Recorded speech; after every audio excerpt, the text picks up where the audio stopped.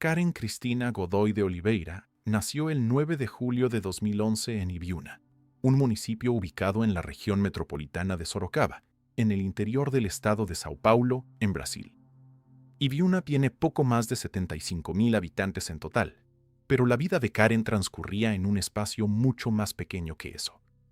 Ella vivía con su familia en el barrio Gabriel, un pequeño vilarejo en la zona rural del municipio, un lugar tan tranquilo y tan cerrado sobre sí mismo que sus propios habitantes lo describían como un lugar donde los crímenes simplemente no ocurrían.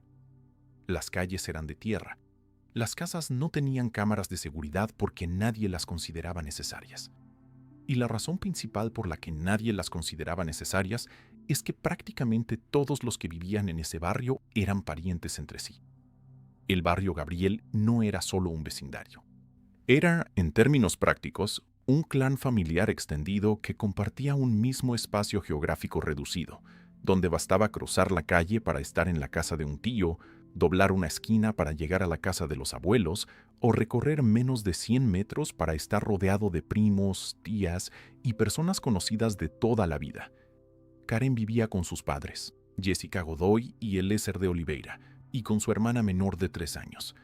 La casa de la familia estaba a menos de 100 metros de las casas de otros parientes. Todos vivían en el mismo cuarteirão, el mismo bloque. Era ese tipo de geografía familiar donde los niños crecen sintiéndose seguros porque el entorno entero es conocido, porque cada adulto que aparece en el camino tiene nombre y apellido y una historia compartida con la familia. Ese era el mundo de Karen, un mundo pequeño, conocido, aparentemente seguro. Karen estaba en 7º grado. Le gustaba jugar vóley y soñaba con ser algún día una jugadora profesional. No era difícil encontrarla jugando con su pelota enfrente de la casa hasta la hora de cenar, cuando su madre la llamaba y ella siempre entraba sin demorarse. Le gustaba dibujar, especialmente diseños de ropa. Le gustaba escribir cartitas para sus amigos y parientes, hacer carteles y pósters a mano de sus cantantes favoritos y pegarlos en la pared de su cuarto. Mantenía diarios donde escribía sobre su vida cotidiana, sus amistades, las personas que quería, los momentos que quería recordar. En uno de esos diarios mencionó con detalle el día en que sus padres la llevaron a una heladería, donde comió pastel y tomó helado, y describió ese día como algo especial. Su madre la describía como una niña muy sensible y dulce, que cuando peleaba con alguna amiga por algún motivo se ponía muy mal, porque decía que las amistades eran lo más importante para ella. A pesar de tener 13 años, su madre decía que Karen seguía teniendo la mentalidad de una niña. Todavía jugaba a la casita y con muñecas con sus primas. Era inocente e ingenua, una niña que nunca había escondido nada de sus padres. Hasta entonces. Porque en las semanas que precedieron al 11 de julio de 2024, algo había cambiado en Karen. La familia comenzó a notarlo. Se había vuelto más callada de lo habitual. Pasaba mucho más tiempo con el celular, algo inusual para una chica que siempre había preferido jugar afuera. Parecía estar intercambiando mensajes con alguien. Y ese alguien, quienquiera que fuera, le había prometido algo que Karen quería con una intensidad que cualquier adolescente de 13 años podría entender. Un iPhone 14 de última generación. Antes de continuar, necesito pedirte algo. Este canal existe para que casos como el de Karen no caigan en el olvido. Si llegaste hasta aquí, ya eres parte de eso. Dale like a este video, suscríbete si todavía no lo has hecho, y activa la campana para que no te pierdas ningún caso nuevo. Y cuéntanos en los comentarios desde qué país y desde qué ciudad nos estás viendo. Recibimos mensajes de México, de Colombia, de Argentina, de Venezuela, de Chile, de toda América Latina. Y cada nombre que aparece ahí abajo nos recuerda por qué hacemos esto. Estos casos suceden en Brasil, pero la violencia contra los niños y contra las mujeres no tiene fronteras. Este canal es de todos ustedes. Ahora seguimos. El 9 de julio de 2024, Karen cumplió 13 años. No hubo fiesta ese día porque su madre tuvo que trabajar, pero Karen estaba animada de todas formas. Tenía un motivo para estarlo. Días antes de su cumpleaños, mientras cenaba en la casa de unos tíos, Karen mencionó casualmente que iba a recibir un regalo muy especial, un iPhone 14 de última generación. Los tíos que estaban en esa mesa se miraron entre sí. Nadie sabía nada de ese regalo. Todos conocían el sueño de Karen de tener un celular así, porque era algo que ella mencionaba con frecuencia. Pero también sabían que la familia era humilde y que esos teléfonos en Brasil pueden costar más de 15.000 reales, un precio completamente fuera del alcance de cualquier persona del entorno de Karen. ¿Quién podría estar prometiéndole algo así? Le preguntaron quién iba a darle ese regalo. Karen respondió que era un tío, pero que no podía decir quién era porque esa persona le había pedido que mantuviera el secreto hasta tener el celular en sus manos. Los tíos que escucharon eso lo contaron a los padres de Karen. Los padres tampoco sabían nada. La madre de Karen comenzó a contactar a otros hermanos y familiares para preguntar si alguno había prometido ese regalo. Nadie confirmó nada. Una tía estaba enferma con neumonía en esa época y claramente no estaba en condiciones de hacer ese tipo de promesas. Nadie en el círculo familiar reconocía ser el origen de esa promesa. El problema era que Karen llamaba tío y tía a prácticamente todo el mundo, no solo a los familiares de sangre, también a personas que no tenían ningún vínculo biológico con la familia, pero que formaban parte de su entorno cotidiano. Esa costumbre, afectuosa e inocente, hacía muy difícil para los adultos identificar de quién se trataba exactamente. La persona que había prometido el iPhone podía ser cualquiera dentro de un círculo bastante amplio de personas a las que Karen llamaba con ese término de cariño. Días antes de su cumpleaños, Karen grabó un video para sus amigas donde aparecía bailando y hablando sobre cosas de su cotidiano. Al final del video, casi como un comentario al pasar, dijo una frase que después adquiriría un peso enorme. «Vocês não acreditam. Mi aniversario va a ser terça-feira, daqui 2 días, y yo voy a ganar un iPhone 14. No sonaba asustada, no sonaba en peligro. Sonaba como cualquier adolescente de 13 años emocionada con un regalo que estaba esperando. Eso es lo que hace tan difícil procesar lo que vino después, que en ese video Karen era simplemente una niña feliz contando algo que la entusiasmaba. Pero en esos últimos días antes del 11 de julio, la familia seguía notando que Karen estaba diferente, más callada, más pegada al celular, intercambiando mensajes con alguien a quien los adultos no podían identificar. La madre lo veía y le generaba una incomodidad que todavía no había alcanzado el nivel de alarma concreta, porque Karen nunca había dado motivos para desconfiar, porque el barrio Gabriel era un lugar donde todos se conocían, porque la geografía entera de la vida de Karen era familiar y segura. Nadie en esa familia imaginaba que la persona al otro lado de esas conversaciones era alguien que ellos también conocían, alguien que también vivía en ese entorno, alguien que había estado usando esos días previos para preparar lo que haría el 11 de julio. El 15 de enero de 2026, cuando la noticia de la detención de Wagner Saraiva llegó al barrio Gabriel, la familia de Karen publicó un texto en la página Justicia pela Karen, que habían creado para mantener vivo el caso durante esos 18 meses. Ese texto merece ser leído con atención, porque dice más sobre lo que esa familia vivió que cualquier descripción externa que se pueda hacer.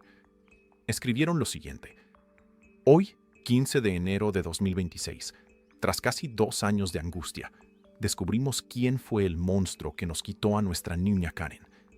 En esta fecha de hoy, cerramos el ataúd de nuestra niña. Podemos vivir el luto. Solo queremos que se haga justicia, que ese hombre sufra mucho, que vea todo el sufrimiento que causó a nuestros familiares y amigos, el indigente que le quitó la vida a nuestra niña, y pueden tener la certeza de que todos los involucrados van a caer junto con él. Justicia por nuestra niña Karen. Su monstruo. Usted lo intentó todo. Usted la limpió. Usó cosas para borrar las huellas. Todo aquello que decíamos, usted lo torcía. Decía que estábamos locos. Pero sí, usted le ofreció su celular. Y sí, usted estaba ahí cuando la encontramos. Usted no pasó desapercibido, incluso en medio de todo nuestro sufrimiento. Y nosotros lo estábamos observando a usted y a más personas. No vamos a descansar hasta encontrar a todos los involucrados y a aquellos que sabían, pero no dijeron nada. Ese texto es muchas cosas al mismo tiempo. Es la expresión de un dolor que lleva 18 meses acumulándose sin poder nombrarse completamente. Es la confirmación de que la familia, en algún nivel, ya tenía sospechas sobre Wagner Saraiva antes de la detención oficial, que lo había estado observando, que había notado cosas que no cerraban, que había soportado verlo presente en su entorno mientras cargaba esa sospecha sin poder actuar sobre ella. Es también una acusación directa que va más allá de Saraiva. La familia señala a la esposa de Saraiva y a su enteada, que era la mejor amiga de Karen, como personas que posiblemente sabían algo o estuvieron involucradas de alguna manera. Esa línea de investigación, si la esposa y la enteada tenían conocimiento o participación en lo ocurrido, es algo que la justicia brasileña tendrá que determinar en el curso del proceso judicial. El texto de la familia también revela algo sobre el método de Saraiva que la investigación policial corroboraría después. La frase donde dicen que él limpió el cuerpo de Karen y usó elementos para borrar huellas digitales es consistente con lo que los peritos habían observado en la escena. El cuerpo estaba demasiado limpio para el lugar y el tiempo transcurrido. Saraiva no había actuado de manera impulsiva y desorganizada. Había actuado con frialdad y con premeditación, tomando medidas deliberadas para eliminar o contaminar las evidencias que pudieran vincularlo al crimen. Había plantado el celular destruido de Karen cerca de un puente en el barrio Gabriel para desviar la atención. Había colocado ropas que no pertenecían a Karen cerca del lugar donde fue encontrado el cuerpo para confundir la investigación. Había trasladado el cuerpo hasta un punto alejado de su casa, a 6 o 7 kilómetros, para dificultar la reconstrucción de lo que había ocurrido. Y después de todo eso, se había presentado ante la familia para ayudar en las búsquedas.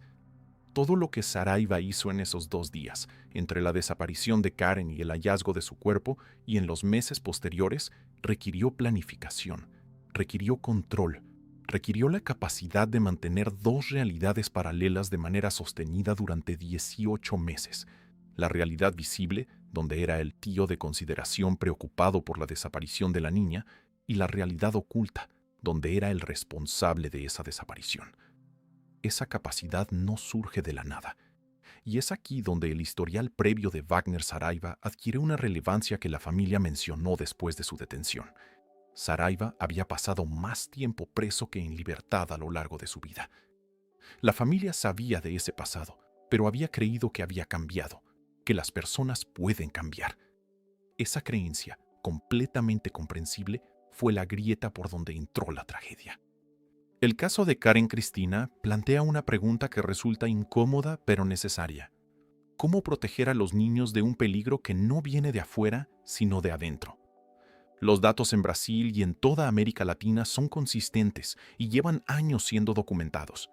La gran mayoría de los casos de abuso sexual y violencia contra niños y adolescentes son cometidos por personas del entorno cercano, no por extraños, por personas que ya tenían acceso, que habían construido ese acceso durante meses o años, que habían ganado la confianza de los adultos responsables de esos niños utilizando exactamente esa confianza como herramienta. En el caso de Karen, el mecanismo fue especialmente calculado. La promesa de un iPhone 14 como regalo de cumpleaños, pedida en secreto, con la instrucción de no decirle a nadie hasta tener el celular en las manos. Esa instrucción de mantener el secreto es una de las señales de alerta más documentadas en los casos de grooming, que es el proceso por el cual un agresor construye un vínculo de confianza con una víctima menor de edad para facilitar el abuso. El secreto aísla. El secreto crea una complicidad falsa entre el agresor y la víctima. El secreto hace que la víctima sienta que revelar lo que está pasando sería una traición, incluso cuando lo que está pasando es algo que debería ser revelado de inmediato. Karen mantuvo el secreto, porque tenía 13 años y le habían prometido algo que quería, y la persona que le había hecho esa promesa era alguien de confianza, alguien a quien llamaba tío, alguien que formaba parte de su mundo cotidiano desde que era pequeña. No había ninguna razón visible para desconfiar. Y esa ausencia de razones visibles para desconfiar es precisamente lo que hace que este tipo de crímenes sea tan difícil de prevenir y tan devastador cuando ocurre. Lo que sí puede hacerse, y lo que este caso subraya con una claridad brutal, es hablar. hablar con los niños sobre el secreto, sobre el hecho de que ningún adulto tiene el derecho de pedirle a un niño que guarde un secreto que involucra el cuerpo, los regalos, las salidas o cualquier interacción que el niño sienta como incómoda o confusa. Que los regalos que vienen acompañados de la instrucción de no decírselo a nadie no son regalos, son señales de alerta. Que pueden y deben hablar con sus padres o con un adulto de confianza si alguien les hace ese tipo de solicitudes, sin importar quién sea esa persona y sin importar cuánto la quieran. Esas conversaciones son difíciles. Requieren que los adultos hablen con sus hijos de cosas que prefieren no tener que explicar, pero son necesarias. Y el caso de Karen es una razón más, concreta y devastadora, de por qué son necesarias. Wagner Saraiva permanece detenido. Enfrenta cargos por estupro de vulnerable y homicidio calificado. El proceso judicial sigue su curso en el estado de Sao Paulo. La familia de Karen espera una condena que nunca va a devolverles lo que perdieron, pero que al menos va a poner un nombre oficial y una sentencia formal sobre lo que le hicieron a la niña. El padre dice que tiene fe en la justicia.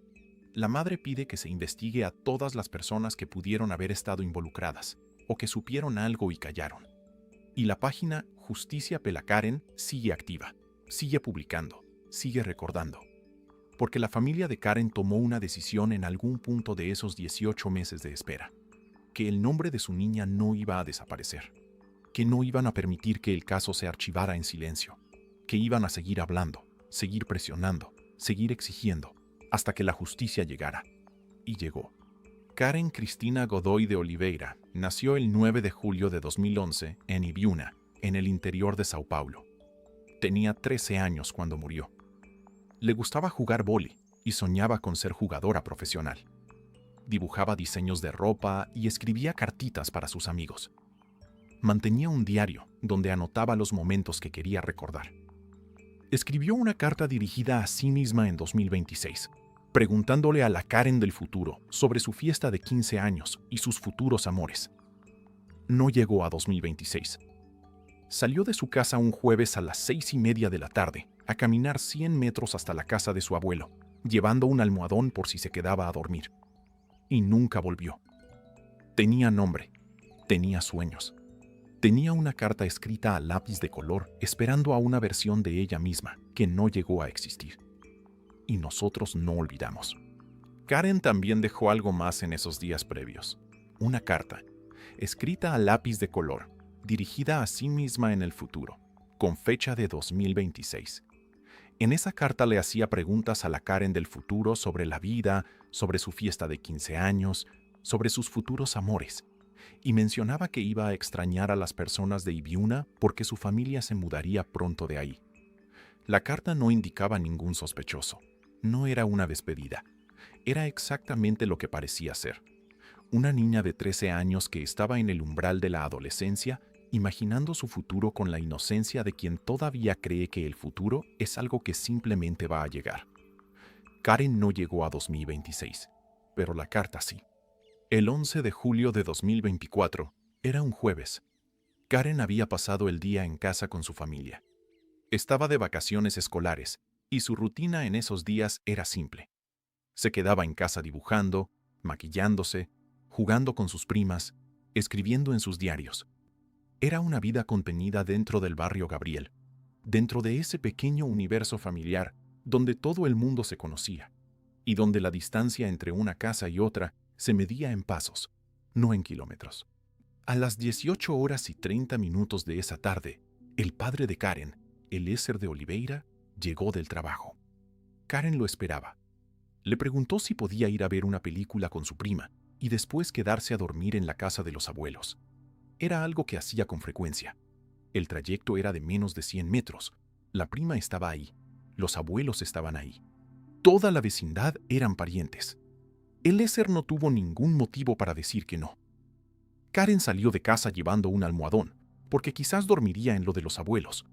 Cruzó la puerta y desapareció. En algún momento posterior, la madre de Karen intentó contactarla por celular. Karen no atendía. Eso era inusual. Karen siempre atendía. La madre llamó entonces a la casa de la prima. Karen no había llegado. Llamó a la casa de los abuelos. Karen tampoco había llegado ahí. En ese momento, los padres entendieron que algo grave había ocurrido. No era una posibilidad entre varias, era una certeza que se instaló de manera inmediata, porque la lógica del lugar no dejaba espacio para otra interpretación. 100 metros. Un trayecto de 100 metros entre una casa y otra, en un barrio donde todos eran familia, en una tarde de julio. Y Karen no había llegado. La policía fue llamada de inmediato. Los parientes del barrio Gabriel comenzaron a buscarla esa misma noche. Se imprimieron carteles con la foto de Karen y comenzaron a circular por Ibiúna y por los grupos de WhatsApp de la ciudad.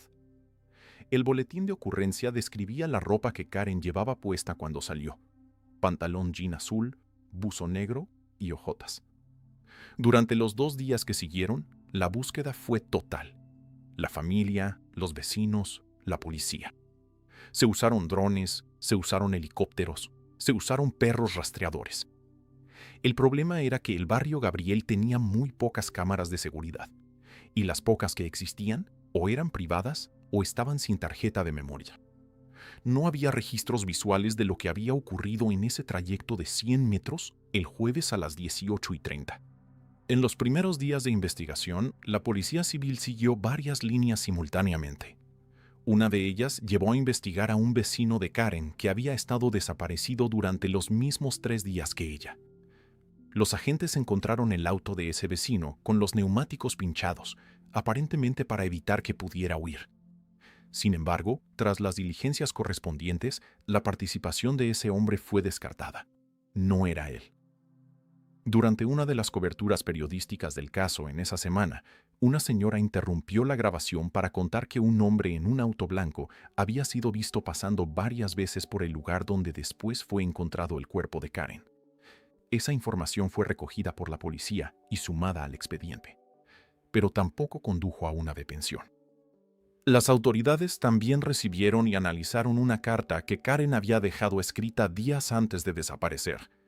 Esa carta, escrita a lápiz de color y dirigida a sí misma en el futuro, generó atención en la investigación inicial.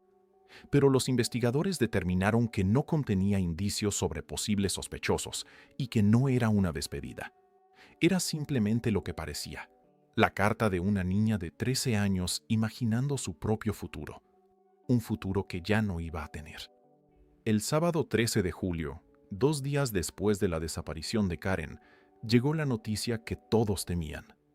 2 niños que andaban en bicicleta por la rodovia Teruo-Konishi, en las afueras de Ibiúna, encontraron algo en una zona de mata cerrada junto a una estrada de terra. Muy asustados, pararon a un hombre que pasaba por la carretera y le dijeron lo que habían visto. Ese hombre era Mauricio Ruivo, cirujano dentista que vivía en la zona y que se dirigía hacia el condominio Siete Lagos. 2 señoras que también pasaban por la zona se sumaron y entre todos llamaron a las autoridades. Mauricio entró a la mata. Encontró el cuerpo de una adolescente boca abajo, sin ropa, con hematomas en el cuello, en los brazos y en el rostro, sin celular. Como Ibiúna era una ciudad pequeña y todos tenían los números de todos, los propios vecinos llamaron directamente al comandante y al subcomandante de la policía. La orientación fue preservar el lugar hasta la llegada de los agentes. Los presentes cubrieron el cuerpo con una sábana para impedir que curiosos se acercaran a fotografiar la escena. Cuando llegaron los policías, notaron algo que resultó determinante para la investigación. El cuerpo estaba demasiado limpio para el lugar. Era una zona de mata cerrada, junto a una estrada de tierra rural. Un cuerpo que hubiera estado ahí durante 2 días habría mostrado signos claros de exposición. No era el caso. Los investigadores concluyeron que Karen había sido llevada hasta ese lugar ya sin vida, en el propio sábado, 2 días después de su desaparición. Alguien la había tenido en algún lugar durante esos 2 días y luego había trasladado su cuerpo hasta ese punto alejado de su casa. El lugar donde fue encontrada estaba a aproximadamente 6 o 7 kilómetros del barrio Gabriel. La familia de Karen fue al lugar. El padre, Eliezer, permaneció dentro del auto, inconsolable, intentando entender quién había podido hacerle eso a su hija. La tía que estaba presente casi se desmayó cuando reconoció el cuerpo. El prefeito de Ibiúna, Paulinho Sasaki, publicó esa misma noche una nota oficial que comenzaba con las palabras que toda la ciudad ya sentía. Ibiúna está en luto. El cuerpo de Karen fue velado el domingo 14 de julio y enterrado ese mismo día en la ciudad donde había nacido y vivido sus 13 años de vida. La Policía Civil del Estado de Sao Paulo abrió formalmente la investigación clasificando el caso como homicidio. El delegado Dr. Rafael de Medeiros, de la Delegacia de Ibiúna, coordinaba las diligencias. Desde los primeros días, las autoridades trabajaban en múltiples frentes simultáneamente, recolectando declaraciones, analizando evidencias físicas, rastreando vínculos y construyendo líneas de investigación que debían ser verificadas una por una antes de ser descartadas o confirmadas. Los primeros días después del entierro de Karen trajeron algo que complicó el trabajo de la policía de una manera específica: la desinformación. El domingo 14 de julio, el mismo día en que Karen fue sepultada, comenzaron a circular por grupos de WhatsApp y por páginas de Facebook textos que afirmaban que un hombre había sido detenido como sospechoso del crimen, que había confesado haber actuado junto a otra persona y que había sido golpeado por pobladores antes de ser entregado a la policía. El delegado Dr. Rafael de Medeiros salió públicamente a desmentir esa información de manera categórica. Dijo que nadie había sido detenido ni llevado a la delegación, que nadie había registrado un boletín de ocurrencia por haber sido agredido, que si alguien había sufrido golpes, debía presentarse ante las autoridades. Y que ese tipo de noticias falsas, además de engañar a la población, dificultaba activamente el trabajo de investigación y representaba un riesgo real para personas inocentes, que podían ser señaladas, agredidas o linchadas sin ningún fundamento. Esa dinámica de desinformación que explotó en Ibiúna en los días posteriores al crimen es algo que se repite en toda América Latina cada vez que un caso conmueve a una comunidad pequeña. El dolor colectivo, la rabia, la necesidad urgente de que alguien responda por lo que pasó, crean un ambiente donde los rumores adquieren rápidamente la forma y el tono de noticias. Páginas en redes sociales que se presentan como medios locales los amplifican sin verificar, porque lo que buscan son clics y compartidos, no la verdad. Y el resultado es que familias ya devastadas por el dolor tienen que además procesar información falsa que alimenta falsas esperanzas o genera nuevas angustias. En el caso de Karen, la familia tuvo que enterrar a su niña un domingo y al mismo tiempo ver circular en Internet versiones inventadas de lo que había pasado. Mientras esa tormenta de desinformación se desarrollaba en la superficie, la investigación real avanzaba con la lentitud metódica que caracteriza el trabajo forense serio. Y en esos primeros días aparecieron elementos físicos que añadieron nuevas capas de complejidad al caso. Días después de encontrar el cuerpo de Karen, el celular de la adolescente fue hallado de manera casual en la estrada del barrio Gabriel, destruido, cerca de un puente. El lugar ya había sido rastreado anteriormente por la policía, sin encontrar nada. El hecho de que el celular apareciera ahí después de una búsqueda previa sugería que había sido colocado ahí intencionalmente, plantado por alguien que quería que fuera encontrado en ese punto específico. El aparato, a pesar de estar destruido, fue sometido a pericias forenses. También fueron encontradas prendas de ropa cerca del lugar del crimen, extendidas con cuidado junto a un punto de descarte de basura. La descripción de esas prendas coincidía con la ropa que Karen llevaba puesta el día que desapareció, según el boletín de ocurrencia: pantalón jean azul, buzo negro. Sin embargo, la madre de Karen examinó esas prendas y afirmó que no eran de su hija, que alguien las había colocado ahí después de que el cuerpo fue encontrado. Tanto el celular destruido como las ropas que no pertenecían a Karen apuntaban hacia algo perturbador.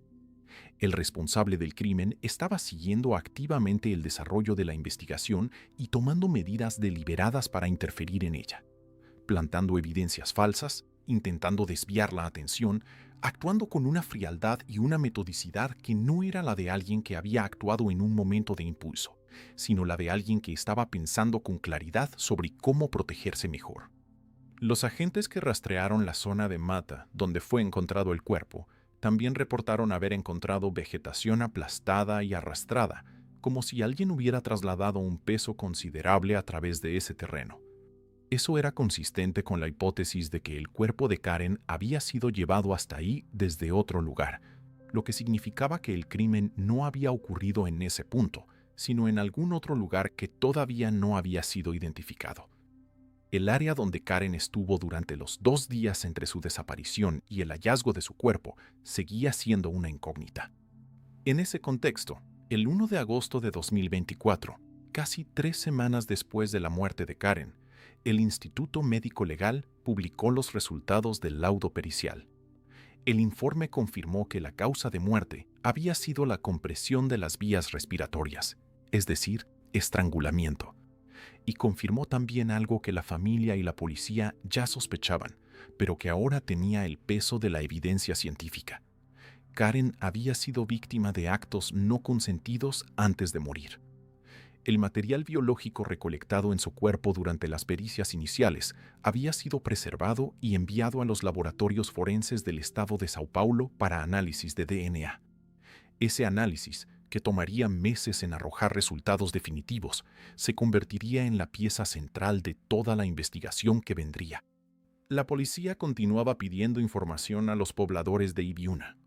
Las autoridades habían habilitado números de teléfono para denuncias anónimas, y la comunidad estaba siendo convocada a colaborar con cualquier dato que pudiera ayudar a identificar al responsable. Los investigadores afirmaban públicamente que el crimen había sido cometido por alguien conocido de Karen o de su familia, basándose en las características del caso: la ausencia de gritos o pedidos de socorro durante el trayecto de 100 metros, la forma en que el cuerpo fue trasladado, el conocimiento del entorno que el responsable claramente tenía. Pero identificar a ese alguien dentro de un círculo familiar extenso, en un barrio donde todos se conocían y donde la figura del tío y la tía de consideración podía aplicarse a docenas de personas, era un trabajo que iba a requerir tiempo y precisión. Y mientras ese trabajo avanzaba en silencio, una persona que formaba parte de ese círculo seguía presente, seguía apareciendo, seguía siendo parte del paisaje cotidiano de la familia de Karen. Wagner Saraiva, de 45 años, marido de una prima de la madre de Karen. El hombre a quien Karen llamaba tío, porque a donde iba su prima, ella era invitada a ir también, de modo que los tres salían juntos con frecuencia. Ese hombre que había estado presente durante las búsquedas, que había mostrado preocupación, que había colaborado con la familia en los días posteriores al crimen. Ese hombre seguía ahí, y la familia, que no tenía ninguna razón concreta para sospechar de él, seguía recibiéndolo con la misma confianza de siempre. Lo que la familia no sabía, lo que nadie fuera de la investigación sabía todavía, es que ese hombre tenía un historial, que no era la primera vez que Wagner Saraiva tenía problemas con la justicia, que había pasado más tiempo preso que en libertad a lo largo de su vida.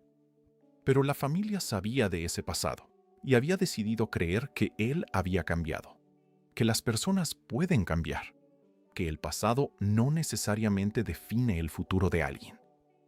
Esa creencia, completamente comprensible y completamente humana, resultó ser la grieta por donde entró la tragedia. Las semanas pasaron, agosto terminó, llegó septiembre, octubre, noviembre. El caso de Karen seguía abierto en los registros de la Policía Civil del estado de Sao Paulo, pero había salido de los titulares de los grandes medios nacionales. Así funciona el ciclo de la cobertura mediática en Brasil y en toda América Latina. Un crimen conmueve, genera indignación, ocupa portadas durante algunos días, y luego la maquinaria informativa avanza hacia el próximo caso, hacia la próxima tragedia, dejando atrás a las familias que todavía están esperando respuestas.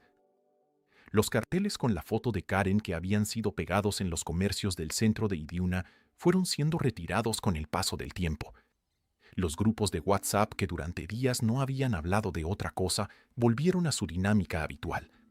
Y en el barrio Gabriel, la familia de Karen vivía con ese silencio particular que deja una pérdida que todavía no tiene explicación ni responsable identificado. Un silencio que no es paz. Es la ausencia de respuestas, instalada en el centro de todo.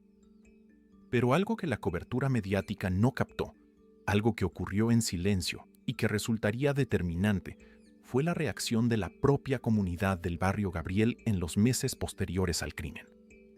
las personas que vivían ahí, que conocían a todos los que formaban parte de ese entorno, que compartían ese espacio reducido con la familia de Karen, comenzaron a tener sus propias conversaciones, a compartir sus propias sospechas, a mirar con otros ojos a ciertas personas del círculo cercano. Según comentarios que surgirían públicamente mucho después, cuando el caso tuviera un desenlace, varios vecinos del barrio afirmaban haber tenido desde temprano una intuición clara sobre quién era el responsable. Pero una intuición no es una prueba, y sin pruebas nadie podía actuar. Diciembre de 2024 llegó y se fue. El año nuevo de 2025 encontró a la familia de Karen exactamente donde los había dejado el año anterior, esperando. El padre Eliezer y la madre Jessica seguían sin saber quién había hecho eso. Seguían conviviendo en el barrio Gabriel con el peso de esa pregunta sin respuesta. Seguían mirando a las personas de su entorno sin saber con certeza a cuál de ellas deberían estar mirando de manera diferente. Esa dimensión del caso, la de vivir durante meses en el mismo espacio que el responsable del crimen de tu hija sin saberlo, es una de las más perturbadoras de toda esta historia. Y es algo que la familia mencionaría explícitamente después, cuando todo saliera a la luz. Wagner Saraiva seguía siendo parte de ese entorno. Seguía siendo el marido de la prima de la madre de Karen. Seguía apareciendo en los espacios compartidos de esa familia extendida con la naturalidad de quien no tiene nada que ocultar, o de quien cree que nunca va a tener que responder por lo que hizo. Según lo que la propia familia revelaría después de su detención, Saraiva había llegado a un punto en que ya contaba con la impunidad. Había pasado tanto tiempo sin que nada ocurriera, sin que nadie lo señalara formalmente, sin que la investigación diera señales públicas de avance, que aparentemente había comenzado a creer que había quedado impune, que el crimen que había cometido contra Karen quedaría sin resolver para siempre, archivado entre los tantos casos sin resolver que existen en el sistema judicial brasileño. Lo que Saraiva no sabía, lo que nadie fuera de la investigación sabía, es que los laboratorios forenses del estado de Sao Paulo habían estado trabajando durante todos esos meses en el análisis del material biológico recolectado en el cuerpo de Karen. Ese proceso, que en Brasil puede extenderse por muchos meses dependiendo de la carga de trabajo de los laboratorios y de la complejidad técnica del análisis, estaba avanzando. Los investigadores esperaban esos resultados con la paciencia que exige el trabajo forense serio, sabiendo que cuando llegaran, si el material genético era identificable, tendrían en sus manos la herramienta más poderosa que existe en la investigación criminal moderna. Evidencia científica irrefutable que ningún tribunal puede ignorar y ningún abogado defensor puede desestimar con facilidad. En julio de 2025, Karen habría cumplido 14 años. Ese aniversario llegó marcado por algo que la familia había organizado con determinación: una manifestación pública. El 18 de julio de 2025, un año después del crimen, una multitud de vecinos y familiares de Ibiúna salió a las calles del municipio vistiendo camisetas blancas con el nombre de Karen estampado. Llevaban pancartas y carteles. Recorrieron las calles gritando por justicia. La marcha había sido convocada a través de una página en redes sociales que la propia familia había creado para mantener vivo el caso, llamada Justicia por Karen. En esa página, los familiares habían ido publicando actualizaciones, pidiendo que el caso no cayera en el olvido, presionando a las autoridades para que los resultados de los exámenes periciales fueran procesados con urgencia. En esa manifestación de julio de 2025, un año después, el mensaje central era ese. Había pasado más de un año y los resultados de los exámenes todavía no habían llegado. El criminoso seguía libre. La familia de Karen seguía sin justicia. Esa marcha tuvo cobertura mediática en la región. Volvió a poner el nombre de Karen en los titulares de los medios locales y generó una presión pública adicional sobre las autoridades para que el caso avanzara. Lo que los manifestantes no sabían en ese momento es que los resultados que estaban exigiendo ya estaban siendo procesados, que los laboratorios forenses estaban en las etapas finales del análisis. que la respuesta que habían estado esperando durante más de un año estaba más cerca de lo que cualquiera de ellos podía imaginar mientras caminaban por las calles de Ibiuna con camisetas blancas y el nombre de Karen en el pecho. Los meses finales de 2025 transcurrieron con una tensión que la familia sentía pero no podía explicar con precisión. Las investigaciones seguían avanzando en silencio. El equipo del delegado Dr. Rafael de Medeiros había estado trabajando con lo que él mismo describiría después como todas las técnicas especiales de investigación disponibles, incluyendo autorizaciones judiciales para determinadas diligencias y una preservación rigurosa de la cadena de custodia de todas las evidencias recolectadas. Habían ido eliminando sospechosos uno por uno, descartando líneas de investigación que no conducían a ningún lugar, concentrando el foco en aquellos cuyos perfiles y cuyas circunstancias resistían el análisis. Y cuando los resultados del DNA finalmente llegaron, confirmando con precisión científica absoluta la identidad del responsable, la investigación tuvo lo que había estado construyendo durante 18 meses, una prueba irrefutable que convertía la sospecha en certeza y la certeza en acción. El 15 de enero de 2026, un año y 6 meses después de la muerte de Karen Cristina Godoy de Oliveira, la Policía Civil ejecutó la orden de arresto. Y el nombre que esa orden llevaba escrito era el de alguien que la familia conocía, alguien que había estado ahí todo el tiempo, alguien que había ayudado a buscarla. El 15 de enero de 2026 era un miércoles común en Ibiuna. Wagner Saraiva, de 45 años, estaba en su lugar de trabajo, a las márgenes de la rodovia Bungiro, en el municipio. Era un día de semana normal para él, una jornada laboral como cualquier otra. 18 meses habían pasado desde la muerte de Karen. 18 meses en que él había seguido viviendo su vida en el mismo entorno donde el crimen había ocurrido, rodeado de las mismas personas, manteniendo la misma apariencia de normalidad que había sostenido desde el primer momento. Si en algún punto de esos 18 meses había sentido miedo de ser descubierto, ese miedo aparentemente había ido disminuyendo con el tiempo. La investigación no había dado señales públicas de avance. Nadie lo había señalado formalmente. El caso había salido de los titulares, y Saraiva, según lo que la propia familia revelaría después, ya contaba con la impunidad. Ya creía que había quedado libre. Los agentes de la Policía Civil llegaron a su lugar de trabajo sin anuncio previo. Lo encontraron ahí, en medio de su jornada, rodeado de compañeros que no tenían idea de lo que estaba a punto de ocurrir. La detención fue ejecutada con la precisión que caracteriza una operación que ha sido planificada con tiempo y con la certeza de que las pruebas son suficientes para sostener el arresto ante cualquier instancia judicial. Wagner Saraiva fue conducido a la delegación. Fue interrogado y no confesó.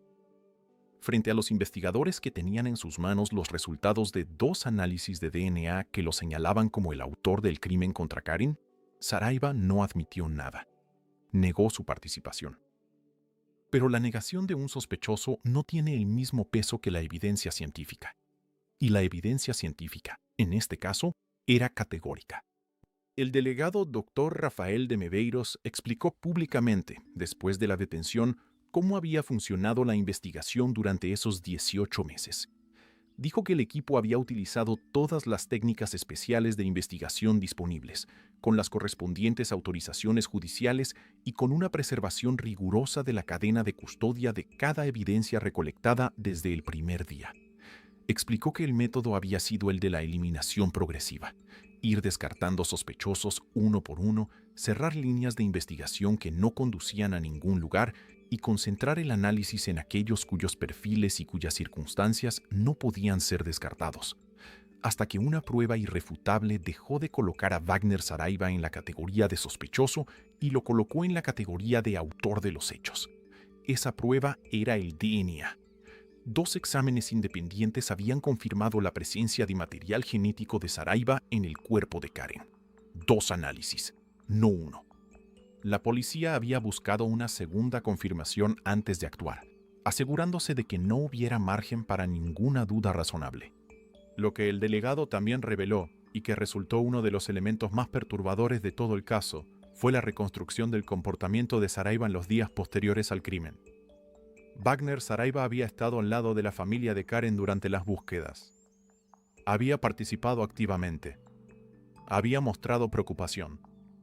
Había preguntado si había novedades. Había estado presente en los momentos de mayor dolor de esa familia, aceptando su confianza, recibiendo su afecto, comportándose exactamente como se esperaría que se comportara un familiar cercano ante la desaparición de una niña a quien conocía desde pequeña. Todo eso mientras sabía exactamente lo que había hecho. Todo eso mientras sabía dónde estaba Karen durante esos 2 días en que la familia la buscó con drones y helicópteros y perros rastreadores. Todo eso mientras él mismo ayudaba en esa búsqueda. Ese comportamiento tiene un nombre en la criminología. Se llama comportamiento postdelictivo de inserción.